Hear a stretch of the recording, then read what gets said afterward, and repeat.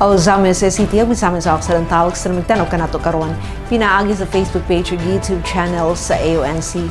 May adlaw kumusta March 11, 2026 para sa pinakalahing balitang asenso. This is Ozamis Today.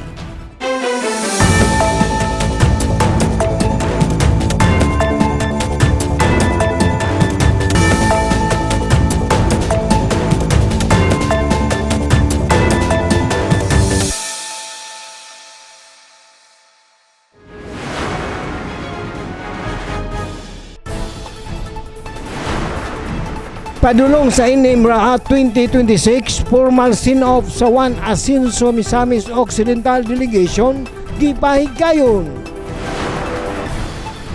Mas dagang oportunidad sa negosyo, Ozamis City nag-award og store sa bag-ong vendors. Pagpalig-on sa food security o sustainable gardening, hapag sa barangay o Garden of Goo, Glow and Glow awarding ceremony gipahigayon. Pagpaayo sa serbisyo sa kuryente, resolution sa pagmintinar sa mga primary lines sa Mercedes, giduso ni Konsyal Sani Waminal. Kausaban sa komunidad Nabati, school head sa Lake Duminagat Elementary School ni paambit sa iyang kasinatian. Rare sighting sa Baybayon, buhi nga pawikan nakaplagan sa barangay Baybay Triunfo. Sunod-sunod nga drug bypass sa Ozamis, duha ka suspitsado na sikop sa duha ka adlaw. Shabu, marijuana o drug paraphernalia na kumpiska. Dazil Motikson ang mga detalye. Padulong sa Inimraa 2026, formal send-off sa 1 Asenso Misamis Occidental Delegation, gipahigayon anyang report. Ang 1 Asenso Misamis Occidental Students Athletes Delegation nakadawat og ligon nga suporta gikan sa provincial leaders atul sa formal nga send-off ceremony nga gipahigayon sa Asenso Misamis Occidental Sports and Cultural Center kun Amosak, Oroquieta City. Alang sa kapin 854 ka mga atleta, laki pa mga opisyal o coaches nga musalmot sa umaabot nga Northern Mindanao Regional Athletic Association kun Inimraa 2026 nga ipahigayon sa Bukidnon. Nanguna sa seremonya si Governor Henry S. Waminal nga nag-awhag sa mga batanong atleta nga ipakita ang ilang disiplina, talento ug determinasyon samtang nagrepresentar sa Misamis Occidental sa regional meet. Mitambong usab sa mga send-off ceremony ang lokal nga mga leader, lakip na si Ozamis City Mayor Sam Norman Fuentes, Oroquieta City Mayor Lemuel Mayric Acosta, Tangub City Mayor Ben Canama ug ang upat ka schools division superintendents sa Misamis Occidental nga naghiusa sa pagsuporta sa 1 Asenso delegation ug naghatag mga mensahe sa pagdasig sa mga estudyanteng atleta. Gisiguro sab sa probinsyal nga pagamhanan nga hingpit nga andam ang delegasyon pinaagi sa paghatag kanila og kompletong mga uniforme, sapatos, bags ug allowances. Ug tungod sa sayo nga pagbiyahe sa mga atleta paingon sa Malay-Balay Bukidnon, Marso 10 aron magsugod silang training ug physical conditioning. Gianon ni Governor Waminal ang ligon nga suporta sa provincial government kauban ang 1 Asenso Committee nga dakong gikalipay pag-ayo sa mga atleta. Sa inyong paglarga, ugma, dili lang kay madala na ninyo ang inyong uniform, ang bagong sapatos, o ang the whole team nga mag-ariglar ninyo. Ang TWG magluto ang etc. Kay sayo man mo mato dito, ako mong pabalonan og alawan.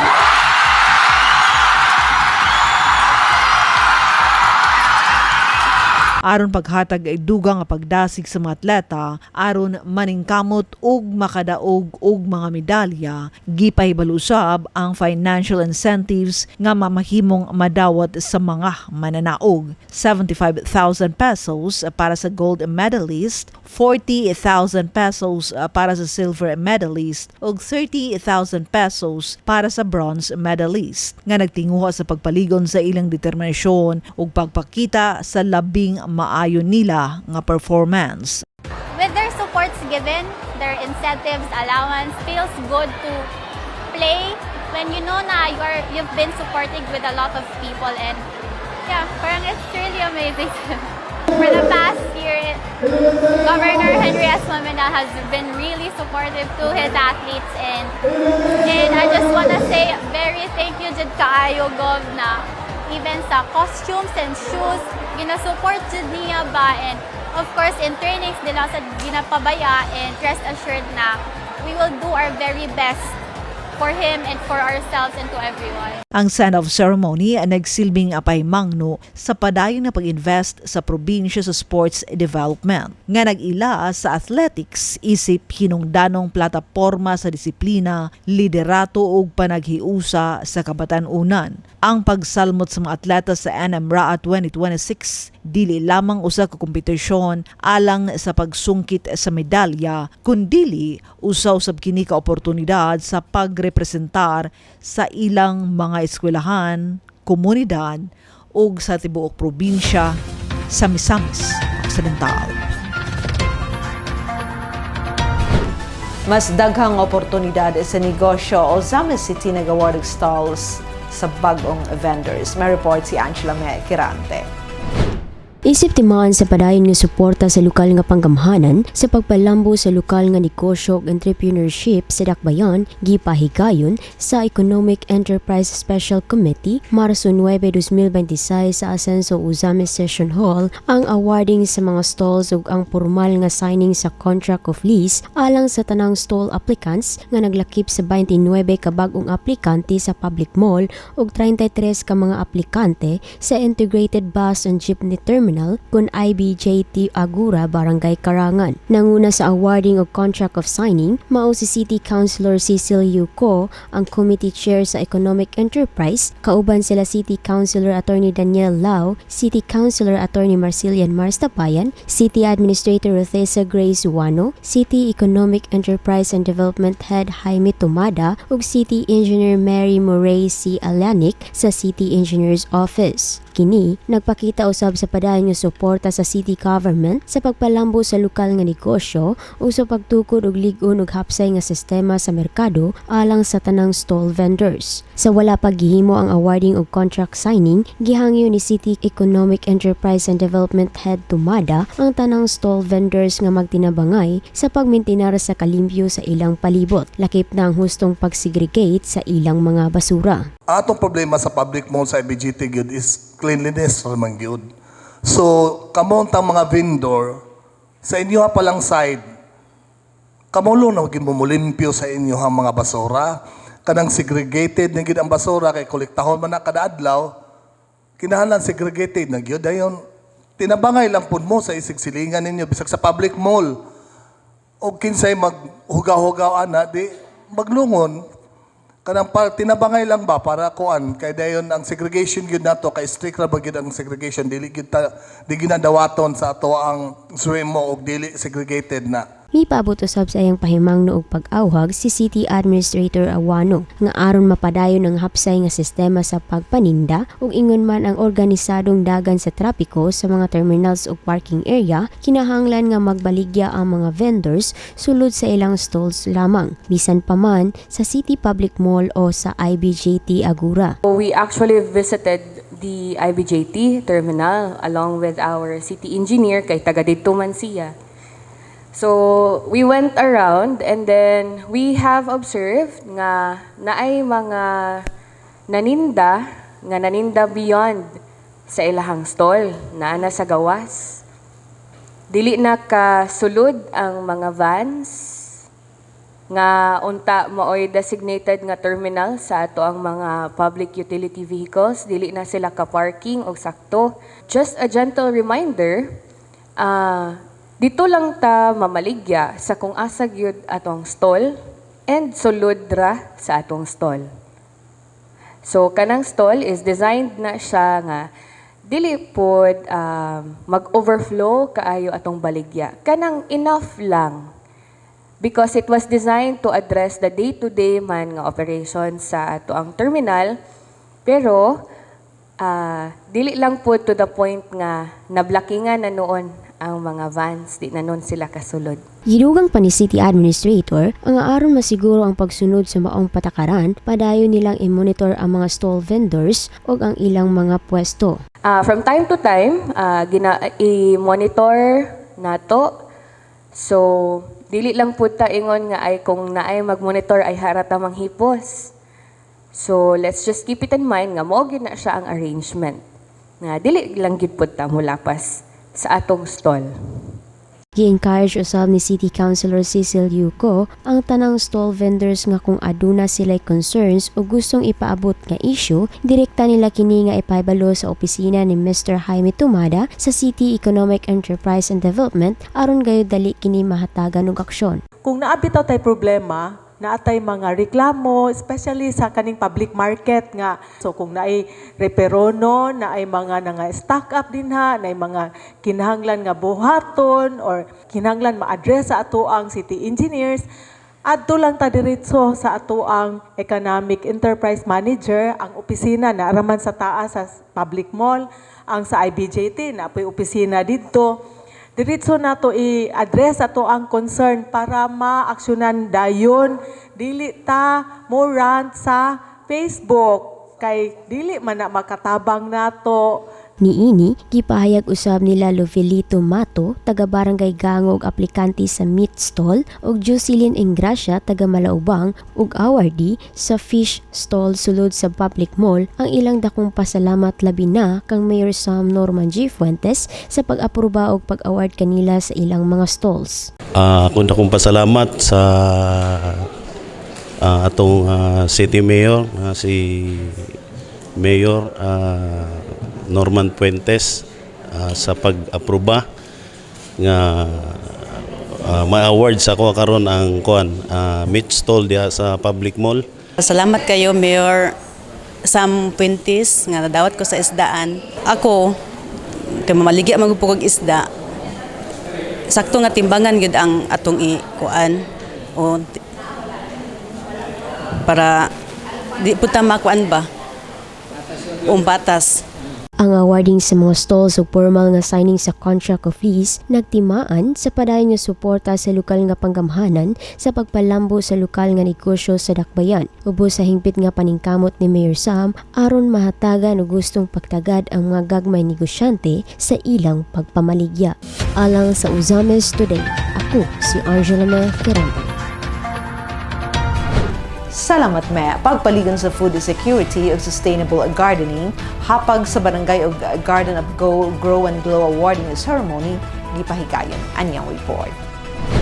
Aron mapalambo ang sustainable gardening, mapaligon ang food security ug mapadasig ang partisipasyon sa komunidad subay sa nasudnong tumong sa pagpalapad sa akses sa pagkaon ug pagpakunhod sa kakabus nga dakong nakatampo sa panan-awon sa kanunay Asenso Uzames Administration ubos sa liderato ni Mayor Sam Norman G. Fuentes. Gipahigayon adtong Martes, Marso 10, 2026 sa Asenso Uzames Session Hall ang halinat magtanim ng prutas at gulay kung hapag sa barangay ug Garden of Grow and Glow awarding ceremony. Ang maong awarding ceremony gipangunahan sa City Nutrition Office, pinanguluhan ni City Nutrition Action Officer Lalita G. Navarez, uban sa koordinasyon sa Department of the Interior and Local Government kun DILG ug City Agriculture Office. Isi paghatag pag-ila sa paningkamot sa matag barangay sa Dakbayan sa pagpalambo sa makalihukan nga nagpalig-on sa agrikultura ug nagdasig sa responsableng pag-amuma sa kinaiyahan. Ang maong awarding ceremony ceremony gipahigayon atul sa regular session sa City Council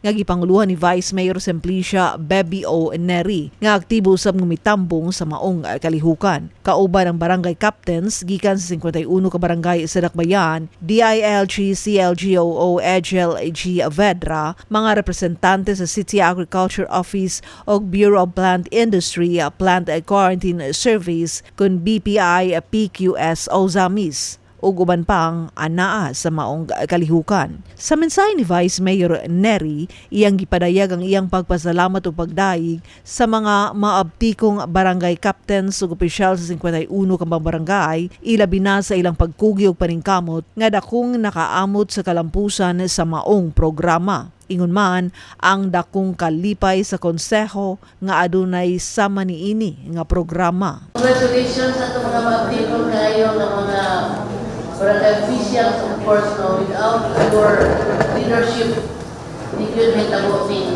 ang mga programa mahimong successful. Of course, with the inspiration of our very handsome agency officers. And we have the member of the City Council to congratulate our barangay officials, sa mga barangay kapitan na nag-spearhead yun yung mga programa. Like what I said earlier, this is one of the most laudable program of our city government. Kaning yung nutrition program. Kaning atong mga barangay officials, wakit na masayog nila na ato silang pipili. Kay they are all active, conscientious in all of the programs supporting the programs of the city government. Ang hapag usa ka programa nga gipangunahan sa Department of Agriculture kun DA ug DILG nga nagtumong sa pagpalapad sa access sa presko, luwas ug abot kayang pagkaon pinaagi sa urban ug peri-urban agriculture ug aktibong partisipasyon sa komunidad. Diin ang DILG nagbansay sa mga barangay officials sa pagpatuman sa programa ug nagmobilisar sa mga residente sa aktibong pag-apil sa pagpananom ug lain-laing klase sa prutas ug gulay. Isip paghatag pag-ila sa mga mananaog sa hapag sa barangay communal category, ang top 3 mao ang mga musunod. First place, Barangay Sangay Diyot nga nakadawat og Certificate of Recognition ug cash prize nga 30,000 pesos. Second place, Barangay Mulikay nga nakadawat og Certificate of Recognition ug cash prize nga 25,000 pesos. Third place, Barangay Edrigos nga nakadawat og Certificate of Recognition ug cash prize nga 20,000 pesos. Samtang ang mga non-winning barangays nakadawat usab og Certificate of Participation ug consolation prize nga 3,000 pesos ang matag usa. Sa laing abahin, ang top 3 winners sa Garden of Go, Grow and Glow G4 household category mao ang musunod. First place, LVR Ilcamel gikan sa Barangay Alabo nga nakadawat og Certificate of Recognition ug cash prize nga 10,000 pesos. Second place, Eva Jury P. Salomon sa Barangay San Antonio nakadawat og Certificate of Recognition ug cash prize nga 8,000 pesos.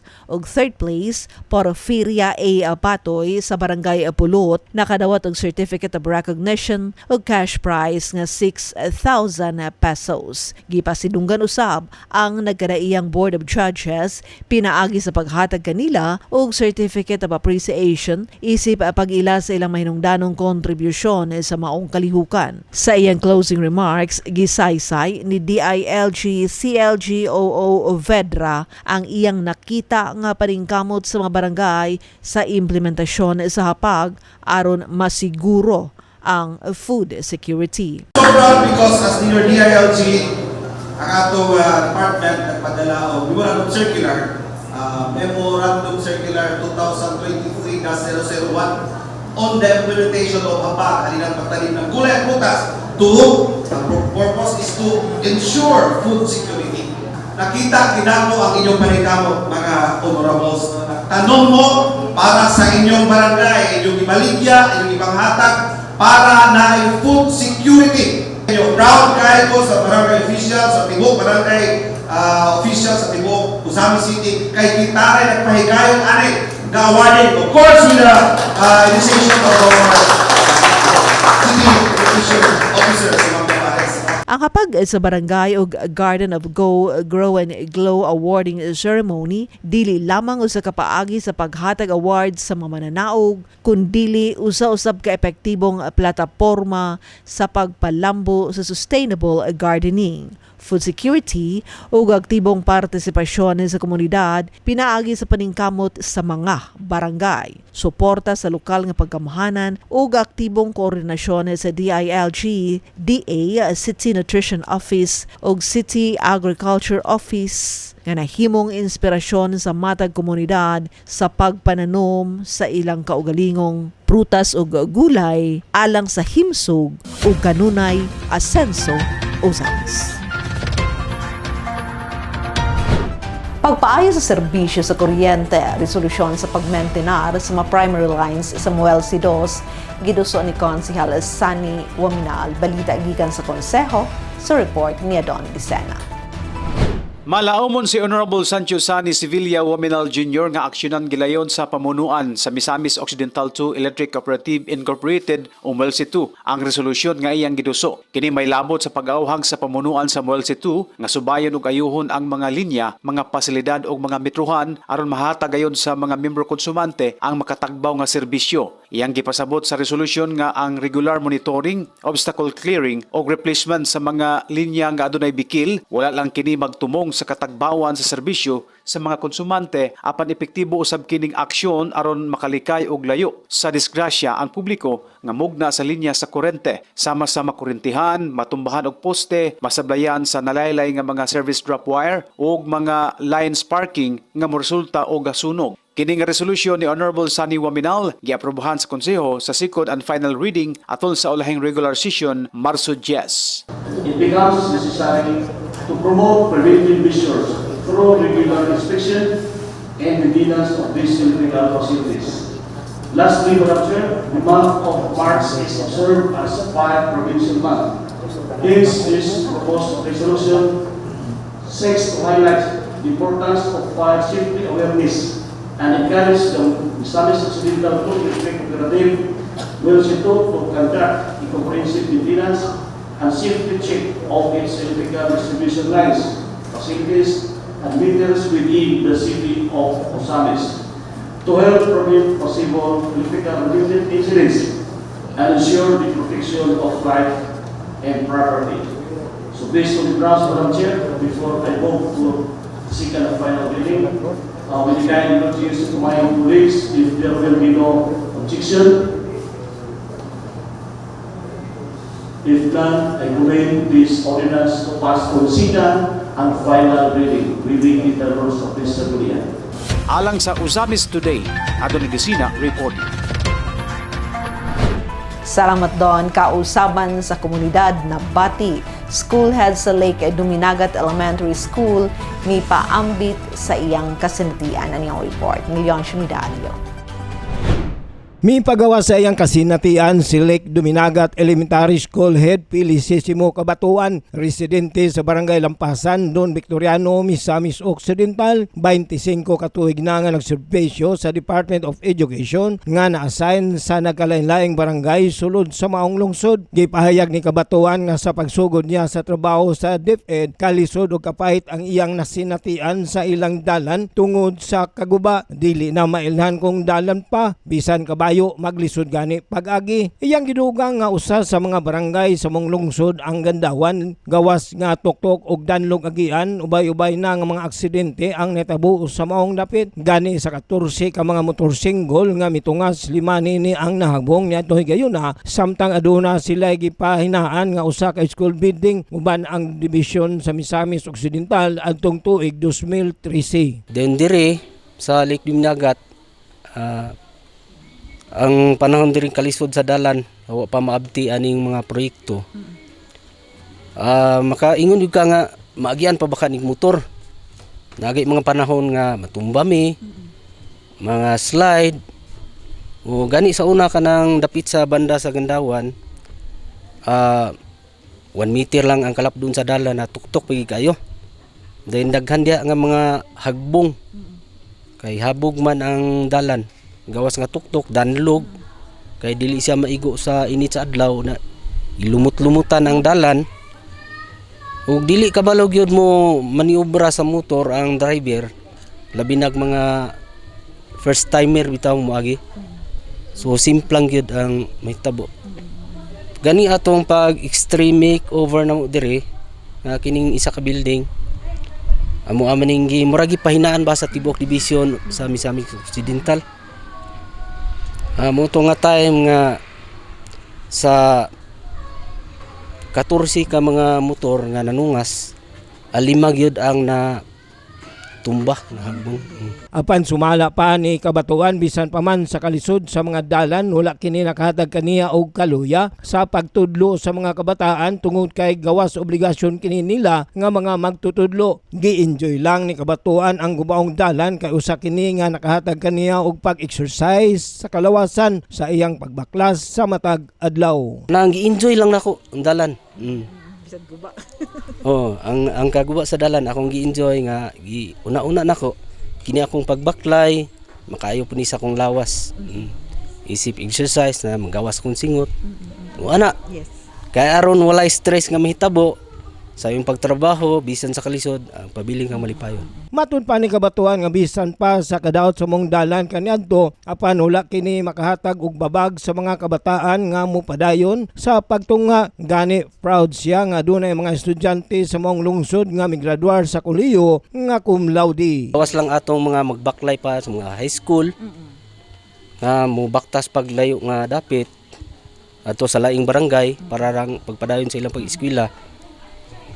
Pero sa diri sa Likdimnagat, dili umpod mabiya ang atuang barangay kay dunam pud tay mga na-produce nga mga graduates nga college.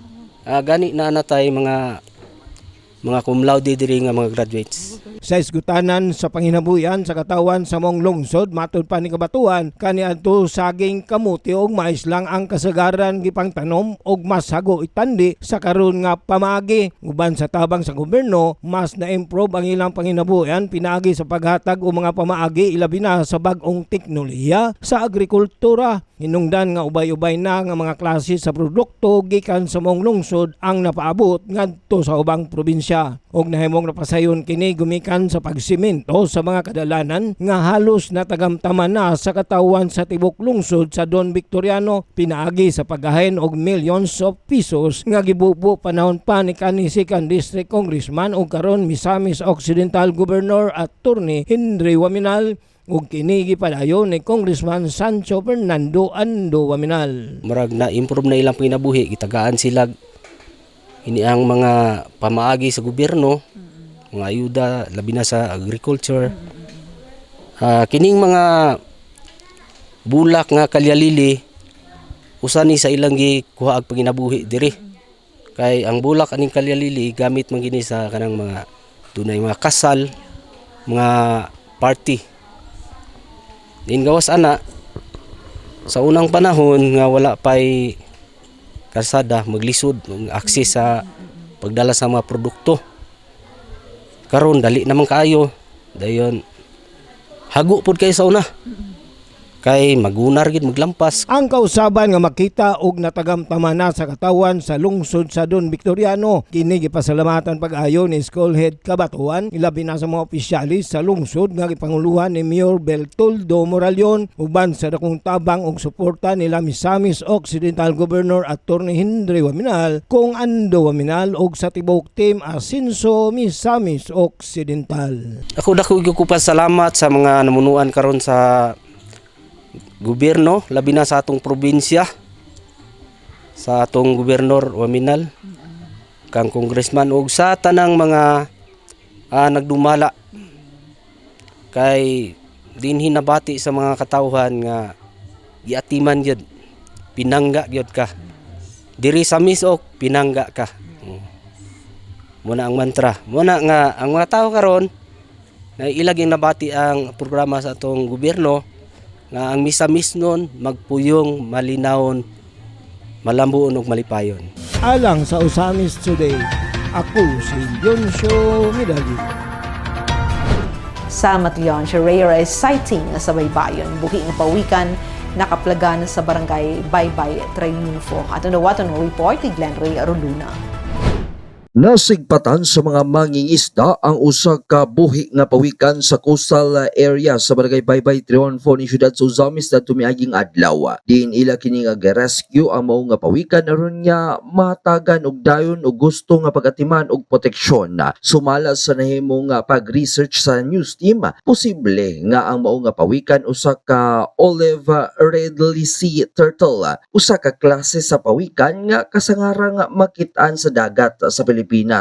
Ang olive ridley sea turtle na ilhan tungod sa iyang olive green nga kabhang ug kasagarang makita sa tropical ug subtropical nga kadagatan. Kini nga klase sa pawikan usa-usab sa pinakagamay nga klase sa sea turtle, apan importante kayo sa marine ecosystem tungod kay makatabang kini sa pagmintinar sa balanse sa kinabuhi sa kadagatan. Gibanabana usaba nga ang timbang sa mga pawikan moabot kini sa 40 kilos. Samtang sumala kang DNR Centro Osamis OIC Head Ma'am Elizabeth Gran, dili na pag-o ang pangitabo sa syudad ang pagkapadpad sa mga pawikan sa baybayon. Aduna na usay mga naunang mga kaso nga adunay mga pawikan nga napadpad sa pipila ka mga coastal areas sa Dakbayan. Dugang pa ni Ma'am Gran, adunay duha ka mga barangay sa Osamis nga ilang gikonsidera nga posibleng breeding area sa pawikan. Mao ang mga baybayon sa barangay Doña Consuelo o barangay San Antonio. Dinaduna usay mga naitalang mga sightings sa mga pawikan sa miaging mga panahon. Ang marine turtle na siya sa mud o wounded siya. So ani nga kabahin ang atong buhatan sa DENR, ang among pagabuhaton niini kay wala may makatambal ni ana nga sa amua sa part namo sa DENR. So natural rehabilitation ang amo ang girekomenda. So ang marine turtle tuwa karon sa barangay Lapasan, Clarin. Gisagop siya dito sa ato ang pinalangga nga konsehal sa Lapasan para dito lang po siya sa dagat matugway. Tugway ang akong i-term kay ginet lang ni siya dito para makakaon siya og mga seagrasses nga mo'y kalanunon sa marine turtle. Kay dito makakaon siya, din makabalik siya sa iyahang natural nga habitat. Dayon gi-confine siya sa kalugar para dili siya mo lakaw para maulian siya. Human sa pag-rescue sa maong pawikan, gi-turn over kini ngadto sa DNR alang sa hustong pagatiman og monitoring. Sa pagkakaron kini giatiman sa usa ka kagawad sa barangay Lapasan sa lungsod sa Clarin aron niya matabangan nga mabalik ang kusog sa pawikan sa dili pa kini ibalik pag-usab sa kadagatan. Padayon sab ang pagpahimangno sa mga otoridad yat publiko nga kung adunay makit-an nga mga pawikan ug uban pang mga marine wildlife, ipahibalo dayon sa DNR o sa lokal nga gamahanan aron nga kini maprotektahan ug malikayan ang posibleng nga kadaot sa maong mga hayop nga kabahin sa atong kinaiyahan. So far for Centro Osamis nga naay jurisdiction from Sinacaban to Bonifacio ng mga coastal areas, ang identified nga asa gapangitlog ang marine turtle naa ta sa Clarin. Tapit diha sa may Rama Beach. Then diha sa may barangay San Antonio, napo diha marine turtle kana site nga diha sila pud mangitlog. And then another one diri pud sa Villa Consuelo. Alang sa Osamis Today, kini si Glenn Ray Ruluna.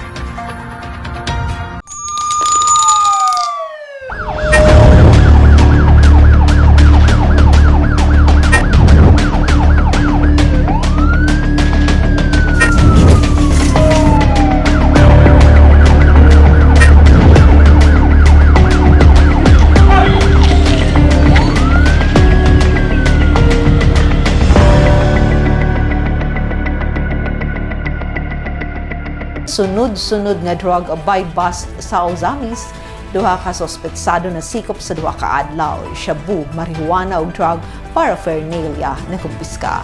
Ibalik alang sa police report sa Leoncio Medallo.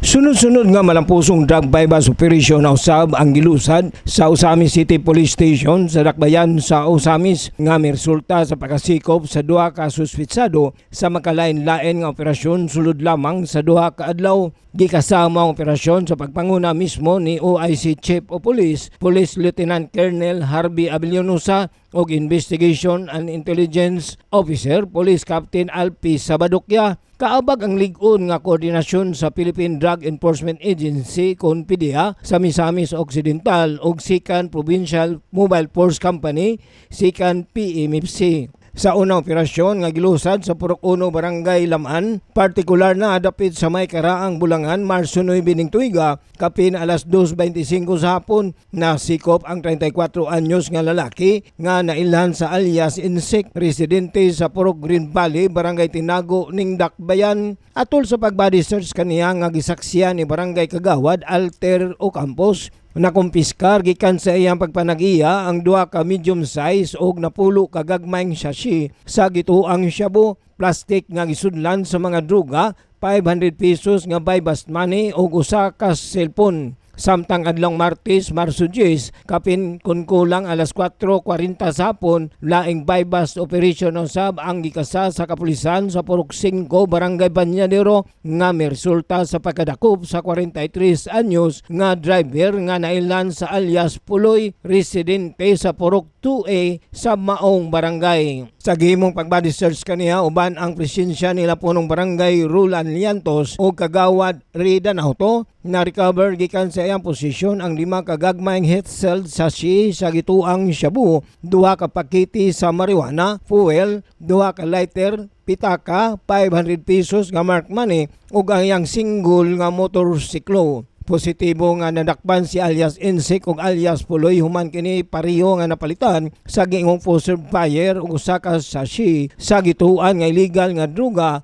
nga nagkantidad og 500 pesos. Aron masiguro ang husto ug tukmang pag-inventory sa mga nasangpit nga ebidensya, ang pagbody search sa duha ka suspetsado gihimo atubangan sa presensya sa representante sa Department of Justice ug mga local media. Ang duha ka suspetsado kasamtangang ana-ana sa kustudiya sa Osamis City Police Station samtang giandam ang tukmang kaso bato kanila ang paglapas sa Republic Act 9165 o Comprehensive Dangerous Drugs Act of 2002.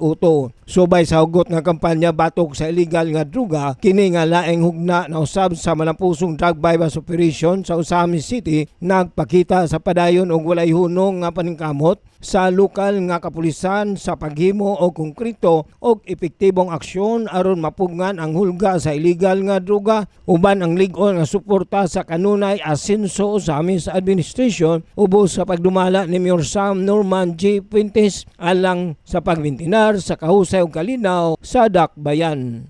Alang sa Osamis Today, ako si Leoncio Medallo. Salamat Leoncio. Ang Osamis sa dihatod kanato ng serbisyo publiko sa kanunay asenso Osamis Administration pinaagi sa asenso Osamis News Channel ubos sa pagdumala ni Mayor Attorney Sam Norman G. Fuentes. Alang sa dugang impormasyon, please like our official Facebook pages, Sam Norman Fuentes, Attorney Indy Wominal, kung Ando Wominal, ug Asenso Osamis News Channel, and please subscribe to the official AONC YouTube channel. Sa ngalan sa kitibukang AONC team, ang Leoncio Medallo, Adonli Sena, June Purgatorio, Ares Carpiog, Kim Tangaro, Makinchil Madilis, Angela Me Kirante, Mariana Lumapas, Xander Dalid, ug si Glenn Ray Ruluna sa Misamis News Network. Ako si Dazzle Montikson, daghang salamat. Kanunay, Asenso Osamis, padayon Asenso Segundo Distrito, Asenso Misamis Occidental, Asenso Pinoy.